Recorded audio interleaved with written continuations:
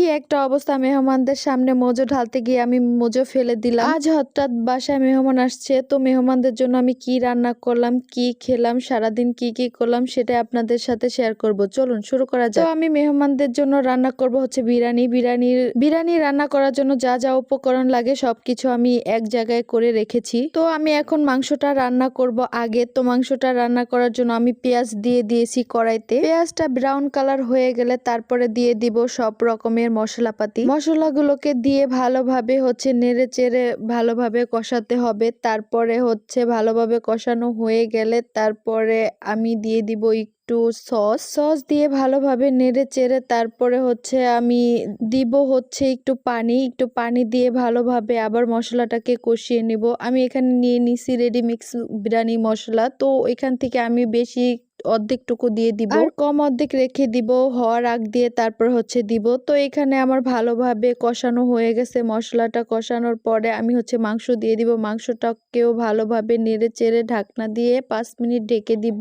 বিরিয়ানির মাংসটা আরো ছোট করে কাটলে ভালো হয়, কিন্তু আমার ননদ কেটে দিয়েছে তো এজন্য সে একটু বড় বড় করেছে। তো আমি ঢাকনা দিয়ে ঢেকে 5 মিনিট পরে উঠে আবার নাড়াচাড়া দিয়ে তারপর আবার ঢাকনা দিয়ে ঢেকে দিব। তারপরে এখানে আমি দিয়েছিলাম লিকুইড দুধ, কিন্তু ওইটা আমার ভিডিও করতে মনে নাই। তো এই তো আমার মাংস রান্না হয়ে গেছে। তারপরে হচ্ছে আমি পাতিলে বসিয়ে দিলাম বিরিয়ানি রান্না করার জন্য সবকিছু, পেঁয়াজ, তারপরে হচ্ছে মশলা যা কিছু লাগে, এলাচ, লবঙ্গ, তেজপাতা সবকিছু। তারপর আমি চাল দিয়ে দিলাম। চাল দিয়ে ভালোভাবে নেড়ে চেড়ে তারপর হচ্ছে পরিমাণ মতো পানি দিয়ে দিব। আমার তো পরিমাণ মতো পানি দেওয়ার একটা মগ আছে, ওইটা করে আমি দেই, তাহলে হচ্ছে কোনো রকম হয় না, বিরিয়ানি অনেক সুন্দর হয়। আপনারাও সবসময় মেপে তারপর হচ্ছে পানি দিবেন। আমি প্রথমে গ্যাসে রান্না বসাইছিলাম, কিন্তু পরে দেখি পাতিলে হচ্ছিল না, তারপর আবার চুলায় রান্না করতেছি। তো এই তো আমি ঢাকনা দিয়ে ঢেকে দিলাম। তারপরে হচ্ছে কতক্ষণ পরে দেখি আমার বিরিয়ানির বলক এসে পড়েছে। আমি অর্ধেক রেখে দিয়েছিলাম মশলা, সেই মশলাটা দিয়ে ভালোভাবে নেড়ে চেড়ে নিলাম। তারপরে দিয়ে দিলাম গোশ। একটু পানি থাকতে থাকতে এই মাংসটা দিয়ে দিলাম। একটু পানি থাকলে হয় কি